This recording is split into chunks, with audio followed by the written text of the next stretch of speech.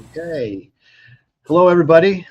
This is Charlie Wilson. I am one of the hosts for the Hot Golf Podcast, which stands for Heart of Texas Golf. We, as frequently as possible, have this podcast so that we can share with all of you the stories of what's going on in Central Texas with respect to golf in Central Texas. My usual co-hosts are not able to join me. That's Steve from the city of Austin, as well as Aaron Hogan from ESPN 102.7.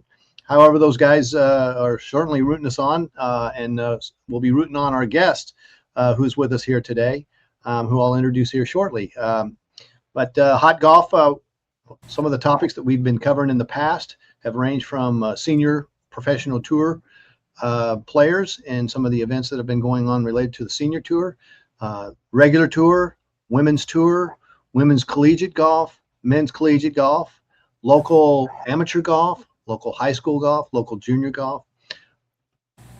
A wide array of topics here on the Hot Golf Podcast. So we appreciate you spending some time listening with us, and hopefully the stories that we're sharing with you will resonate, and you share with a friend what we have going on here. The Hot Golf Podcasts are posted on the ESPN 102.7 YouTube page, so you can go there. And this one will be posted here within the next day or so please do that. Today I have as our guest the University of Texas women's Lady Longhorns golf coach, Laura Ianello. And Laura, thank you for joining us. Thank you, Charlie. Absolutely. Love having you on the show. We had you on here about 2 months ago, I should say. And we were just it was a get to know you as well as get to know what's happening with the University of Texas Lady Longhorns program. And at that point in time, Coach Laura, you guys had experienced quite a buildup. You were kind of ramping up your spring season in early March. And so that was around, about the 12th or 13th of March. Share with us a little bit about what's been going on with y'all since then with respect to the women's program, how y'all been playing, where y'all been playing, and then we'll dive into some more details.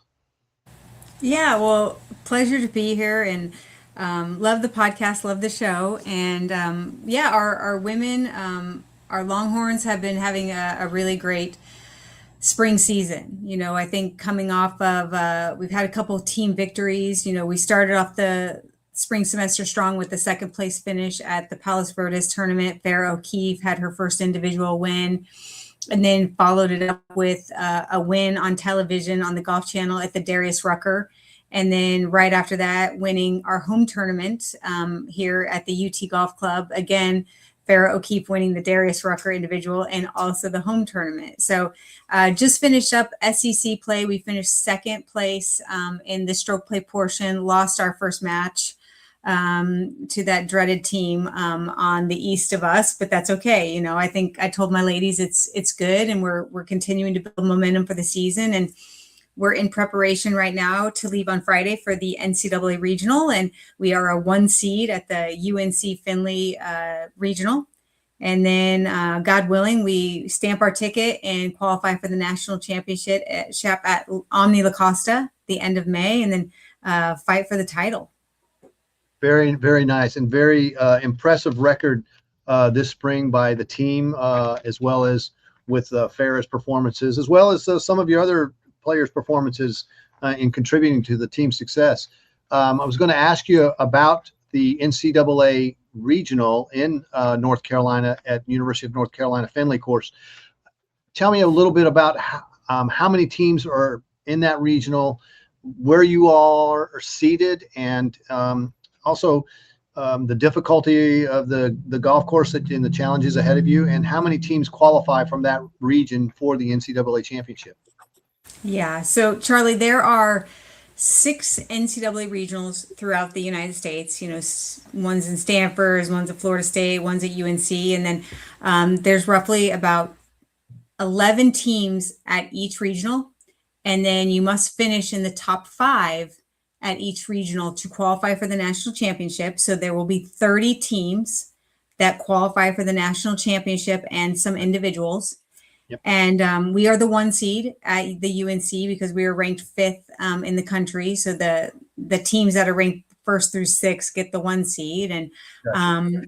UNC will be at our regional, so we'll be fighting against them on their home turf, and they're a very, very good team. So they'll be most definitely our toughest competition at the regional. But I think our ladies have been in a good spot. They've been playing really, really polished, confident golf, and we talk about just controlling what we can and taking one day at a time and one moment at a time and not get too ahead of ourselves. And I think if we're focusing on winning the national championship at the NCAA regionals, we've gotten a little bit ahead of ourselves. So got to stay present. Sure, absolutely. So in that region in North Carolina, you mentioned that North Carolina is, the home team, if you will, even though they're not the number 1 seed. Who else you got in that region that we should all be on the lookout for? One of our other top SEC schools will be there. I believe Mississippi State. I believe they're ranked like 9th or 10th in the country. They're going to be there. They're the 3rd seed. Followed up with Oklahoma State. Oklahoma State just coming off a very, very strong spring schedule as well. I think they finished runner-up at the Big 12. Annie Young, their new coach, is a young, talented team. They're the 4 seed. And then Kent State, who's also probably a top 25 ranked team. They're going to be about the 5 seed, then followed up by trying to think who else is there. But it's a good regional. We're definitely, I think, favorited even over UNC. But again, we got to come and we got to compete. Absolutely. And the other regionals, where are they being hosted around the country from some of the other in the top 6, if you will? Yeah, so there's one up in Waco. That's where Texas A&M, quite a few other Texas schools are going to be, like Baylor will be there and TCU. Okay. And then there's one being hosted at Florida State, which you'll see Florida State's going to be there, University of Florida, some other SEC schools. There's one in Louisville. We're at the one in UNC. And then Stanford is a regional site, and then also the University of Michigan. I kind of thought we would go to Michigan knowing where we were, but we got sent to UNC, which I'm happy about because we've already won in South Carolina this spring, which gives us good momentum and really certainty on that type of grass, those type of golf courses, big pine trees, right? So we'll be in good hands. Also, you should, I guess, be thankful that you're not going up to Michigan, Ann Arbor, or Michigan State, I guess, is who's hosting up in Lansing. Man, the weather could be pretty dicey up there. I've been at a regional there before, and you just never know. You could get rain, snow, or perfectly 80 degrees. You just never know. Well, the microclimate of Chapel Hill is probably a lot more like ours than say up there. So I guess we'll thank our lucky stars, right? How's your team playing? You said you had a good spring. How are some of the individual ladies playing? I guess you should probably start with Farrah O'Keefe. She's had a pretty big spring, huh? Yeah, our top 3 women are the absolute best trio in the country, hands down. If you look at Farrah O'Keefe, who's ranked 4 in the world, we have Lauren Kim, who is ranked 15th in the world, and then we have Cindy Xu from Taiwan, who's ranked like 25th in the world.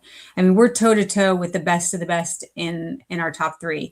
And then following that with Angela He, who's our senior, played and contended on our team last year. Great player, has a lot of experience, a lot to add to our team. And then also Selena Liao, also another Taiwanese girl who played for the team who won the Big 12 championship 2 years ago. This last year, she was out with a ligament thumb injury and couldn't compete for us. So she's back. She's healthy.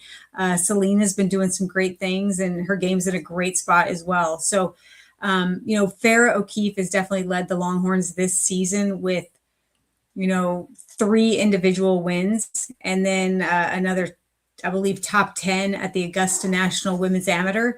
And, Farrah just is kind of taking care of business. She's not really doing anything flashy. She played this last week at the LPGA event, the Chevron, and went toe-to-toe with the best in the world. And she got some TV time. She got some pretty significant TV time. She did, and she's, Farrah is a powerhouse. She's got a lot of force. She's got a lot of power. She hits the ball a long way. She has a huge advantage over a lot of players. And then following her is Lauren Kim from Canada. And Lauren Kim, boom, Lauren is another top first team all SEC. And I mean, Lauren has had finished second place at the Colonial Charles Schwab event this spring. And to be honest with you, I don't think she's even fallen outside of a top 10 since back in October. And Arnold Palmer Cup team member, as well as Farah. And then Cindy Shue, our senior. I mean, Cindy finished runner up to Farah by one shot at the Palos Verdes tournament, the first event this spring. And then Cindy Shue as well finished second place, just right behind Farah Keefe at the home tournament. So, I mean, Cindy's finished second a couple times at Farah. So, I mean, if that doesn't tell you right there how strong our top three women are, I don't know what does. Yeah, and so you had mentioned this to me. The regionals are the regionals a little bit different than, say, the conference tournaments and the NCAA finals, where there's no team match play at the regionals. Is it just stroke play? Mm-hmm. So the regionals is going to be just like what we've experienced all spring. It's three rounds of stroke play, and you have to finish in the top 5 to qualify for the national championship. Okay, so as we talked about the last time, you had mentioned when you were speaking of your 3 top golfers. Listen, you get into a tournament like the SEC championship or the NCAA finals, and you need 3 wins, right? So if your three horses are playing like they should, that's what you need, because there's 5 matches, correct? Mm-hmm. Yeah, there's 5 matches, and but that's what I love about Angela Huh and Selena Liao. They're still such top players that, I mean, they're not automatic losses in my mind. Like, yeah, and I didn't mean to infer that. Yeah. But absolutely, like when I think of our top 3 players, they can go toe to toe with any other team's top 3. I mean, it is match play, so of course, like each hole is its own match within the match, and it's so much just trying to play your game, not play head games, all those kind of things, right? But first things first, we got to really tackle stroke play, NCAA regionals this next week, and then give us an opportunity to hopefully contend for a national championship. Gotcha. When you were playing, Laura, what format did you prefer? Did you prefer stroke play? And were they playing match play at that time? Had that part of been introduced into the NCAAs? So the NCAA adopted the match play championship format back in 2015 was the first year. Okay. I believe it was 2015. So it's pretty new. I mean, before that, Yeah. it was a 4-round stroke play event. Mm-hmm. So but in your playing period, you had opportunities to play stroke play as well as match play. What was your preference when you were playing competitively? Well, like match play, honestly, it's just so much fun because you can find yourself getting into a little bit of a different mental state than what you normally would in stroke play. Stroke play, you're really kind of trying to figure out, do I have a green light here to go for the pin, or do I need to stay more yellow, stay more conservative, all those kind of things where, really in match play, of course, you're just sticking to your own game plan and you're playing the course. That's the most important thing. But there might be some opportunities where you have to be more aggressive or you have to be more conservative, all tending to what your opponent is doing. So I love the simplicity of stroke play, but I also loved the intensity of match play. Yeah, I get that. I'm with you. It's always interesting when your opponent is, if they've knocked it stiff, man, you got to go at it. If you want to just hold your own in the hole, in that little miniature match, or if they're in the trees and they're struggling, then you have to change your mindset. Okay, be as aggressive as I need to be, but hey, middle is good when it comes to this green. Middle is good. But some of my best memories was in amateur golf is Curtis Cup, and Curtis Cup is 4-ball and alternate shot and all those kinds of things. Like that's the beauty of golf. It's like there's all these different types of games and formats that you can play and match play singles, and then so yeah, it's really fun. Gotcha. So tell me a little bit about the Arnold Palmer Cup, because I understand that you are also were selected, in addition to two of your players, you were also selected to captain the team this year. Yes, I have been voted to be Team USA captain, and so I've had the privilege of being a part of the process of selecting players for that team. And yes, we'll have Farrah O'Keefe representing Team USA, and then we'll have Lauren Kim on the international. So I won't be coaching Interesting. Lauren, but it's a great event honoring the the Arnold Palmer Foundation and everything that great that he did for the game. And it's going to be over in Tralee, Ireland this year. So we'll head over there the beginning of July and compete. And it's great exposure for our student athletes and to be honored. And then it also helps our women, like Lauren Farrah, because they get points for the LEAP program. And the LEAP program is part of the LPGA elevated amateur program. So therefore, if they earn 20 points, they can get their LPGA card. So they've got one more year left in college. And if they accumulate 20 points by the end of next year, they can have their full LPGA card. So it's really a win-win. Absolutely. So where do they stand in that program here in their third year at University of Texas? Yeah, well, Farrah just got an extra point from finishing top 40 at the Chevron.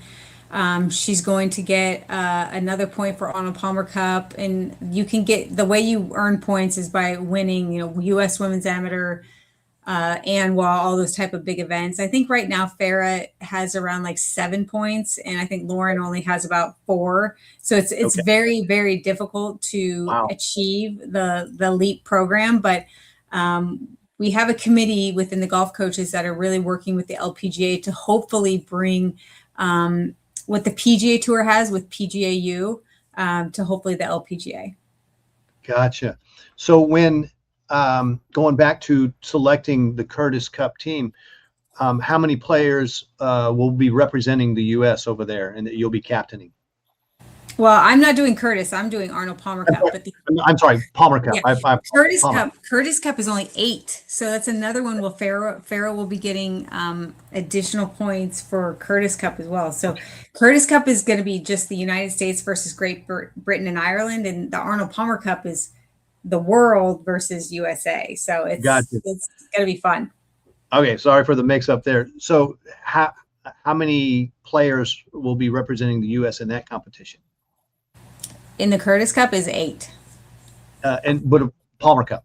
Oh, the Palmer Cup, we have 10. 10? Okay. Mm-hmm. So you alone got to select your team? No, right? there's a committee. There's a committee. We go through rankings, but I did get one coach's pick. Like if it was between a couple of girls, I did get one final coach's pick. Oh, good. So, and that team is finalized?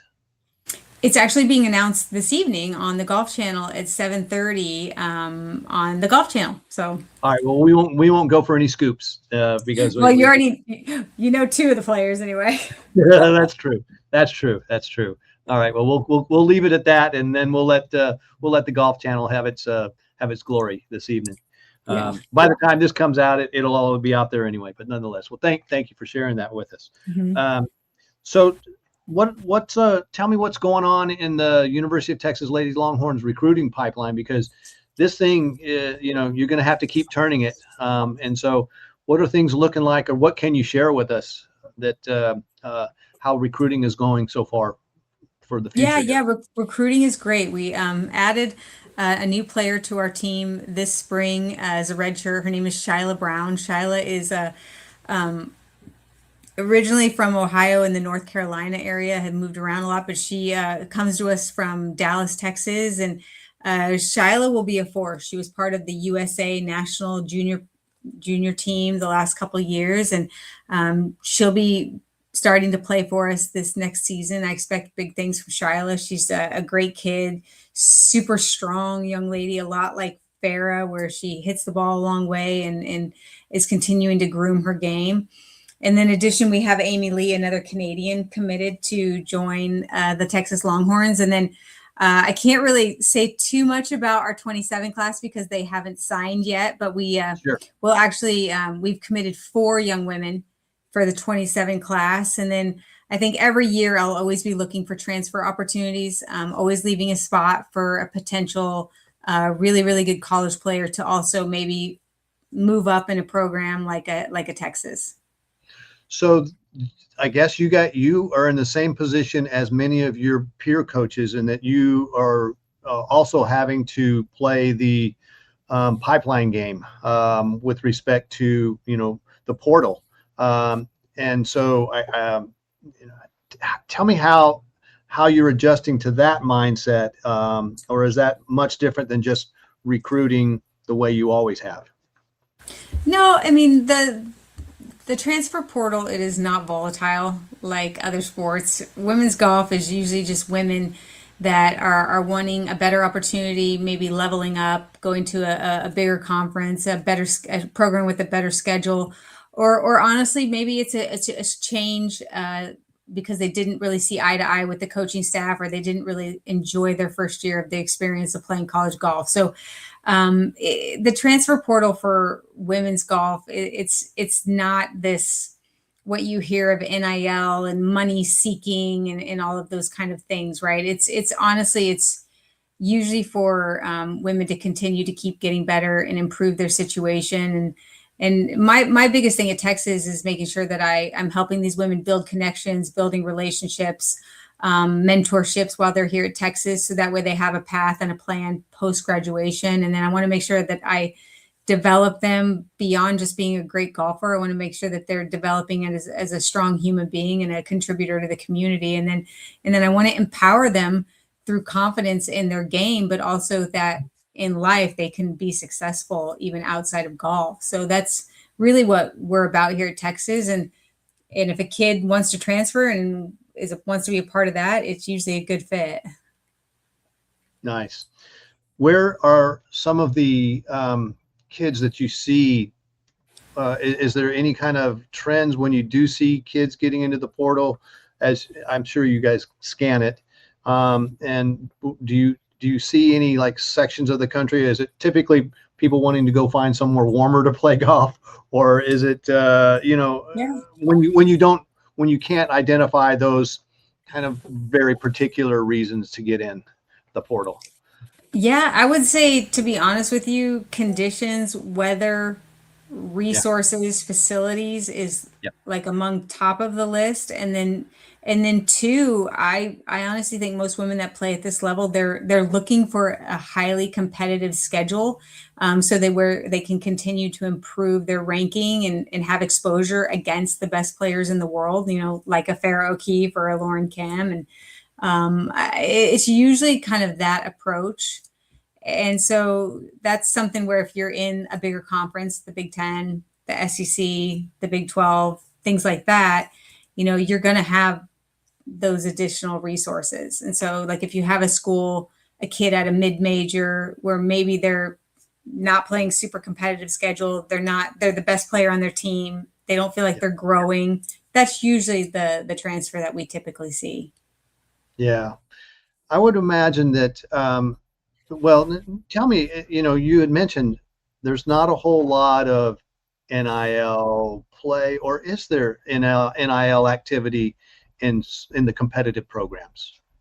Oh, there definitely is. There's Okay. definitely NIL at the competitive programs. Not to the space of football or men's basketball, but there's a lot of opportunity. Even like you look at the University of Texas, Chris Del Conte, RID, has been very, very influential about making sure that we stay on top of the trends of NIL. And that's why we've partnered with Learfield and have built this Learfield Longhorn Properties to help bring NIL opportunities to our athlete. I mean, we have a 20-person plus staff at UT Athletics that are solely working and finding sponsorships for our student athletes, which I don't think a lot of schools have that.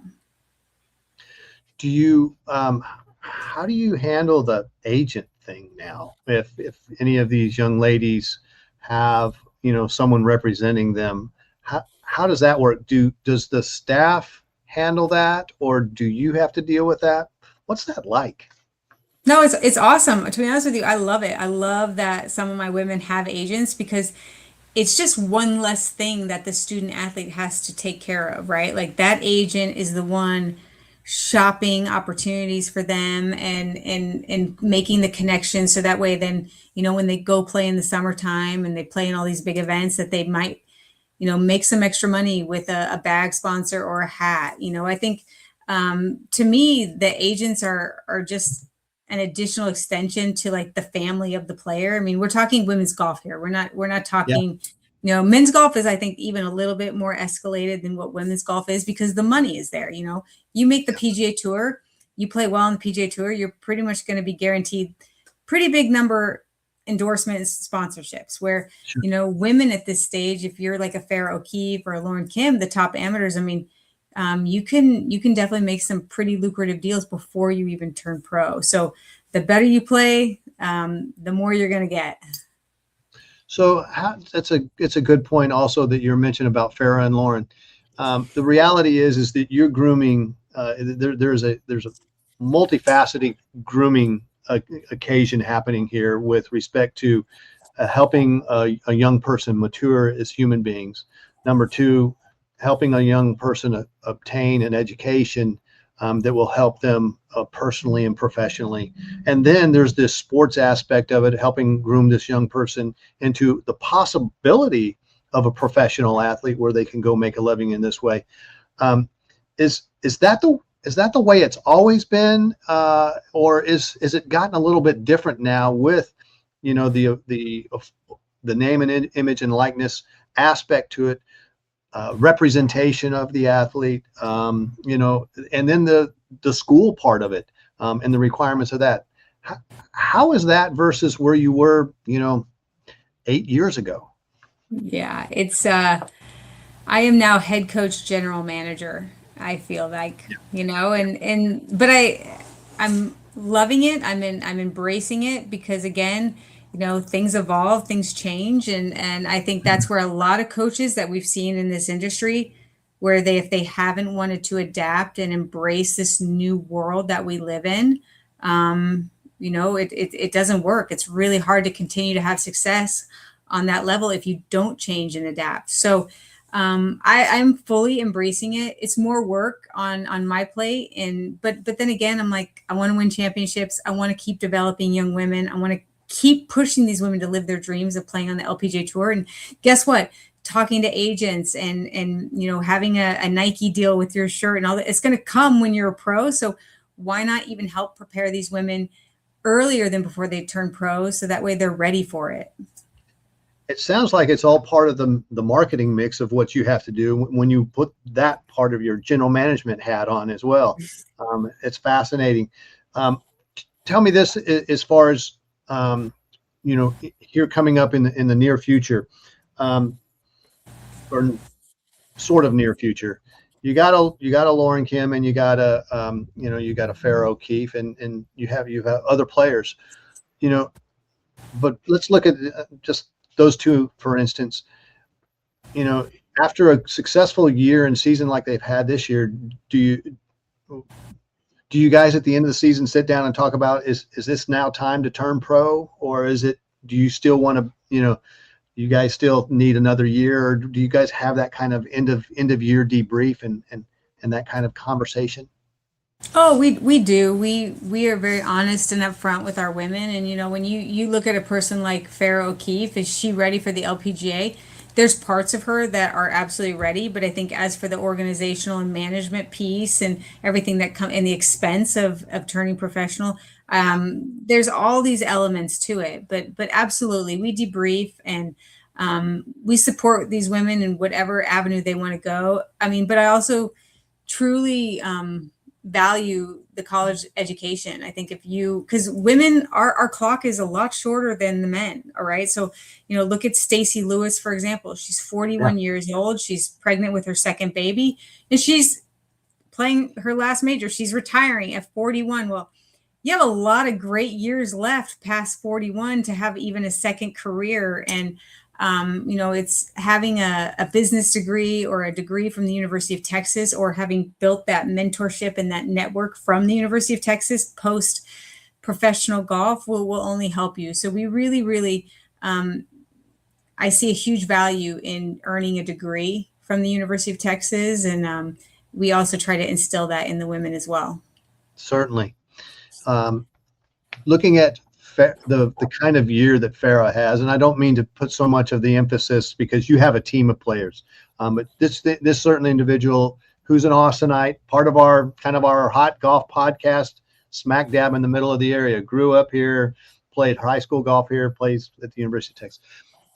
It's, and I mentioned this in a note to you guys today, but is she having kind of a Ben Crenshaw kind of experience right now where, I grew up just admiring Ben and knew how he played and how good he was so young and how good he was in college and how competitive he was. And, he teed it up and he darn near won everything. And it's kind of what's happening. It feels like with Farah. Is that fair to say or not? Absolutely. Yes. She is, I would put my own money on it that Farah O'Keefe someday will be a major champion. All right. We said it here. Mm-hmm. Yeah. Okay. I agree with you. And, I've watched a lot of golf. I'm not as close and into it as you are, and certainly not as good at it as you are. But yeah, this is way different. It feels like, and it feels like something we've seen before here in Austin. Mm-hmm. Well, I mean, you look at the other Austin greats that have came through here. Kristen Gilman, she won 2 U.S. Women's Amateurs. We have Caitlin Papp, and they've had long. Well, Kristen Gilman's been on the LPGA Tour for a long time, but she hasn't quite pushed through that threshold of winning. Yeah. And so it's the talent is there, and then in Caitlin Papp and I think there's another one local. I mean, there's a lot, but I would say recently those are the 2 that come to my mind, right? And so, but I don't know I can't quite pinpoint it what it is exactly about Farah that just makes her have it. But she's got it. She's just confident. She's fun. She doesn't take it too seriously. And she just genuinely she's a golf nerd. She loves to compete. She loves golf. And that's the recipe for success. Yeah. We had her, as you might be aware, we had her on right before she was going to Augusta. And she was also on with a junior golfer, a young man who had won the drive, chip and putt last year and was defending.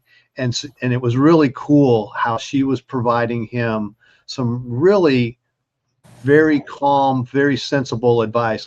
I mean, when she went into dude mode, she goes, dude, just relax and enjoy the heck out of it because you don't know how long this is going to last or anything like that. She goes, I know I'm just 20 years old, but really enjoy the heck out of this because this is really fun. And I think his name is Dawson Dial. I think he got so much out of it, just getting advice from her. So she does have a lot of it to her. So we'll be keeping an eye on her and rooting for her, as well as keeping an eye on you all. The Lady Longhorns coming up here at the NCAA Regionals in Chapel Hill.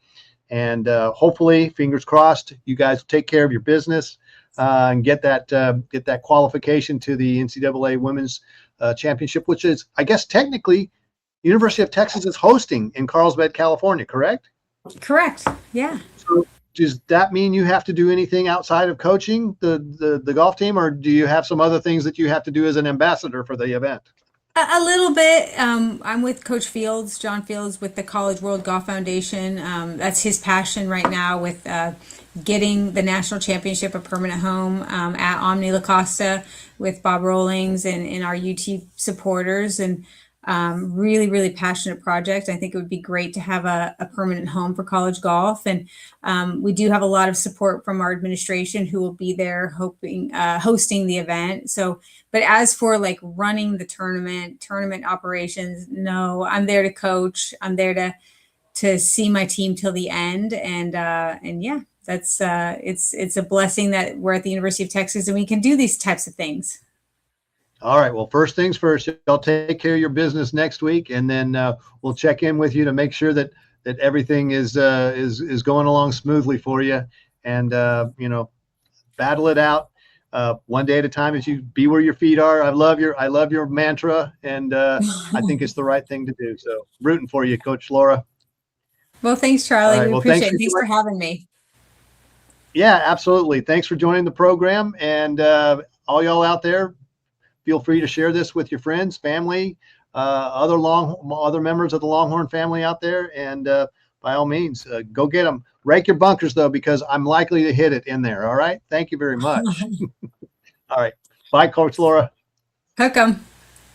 Welcome.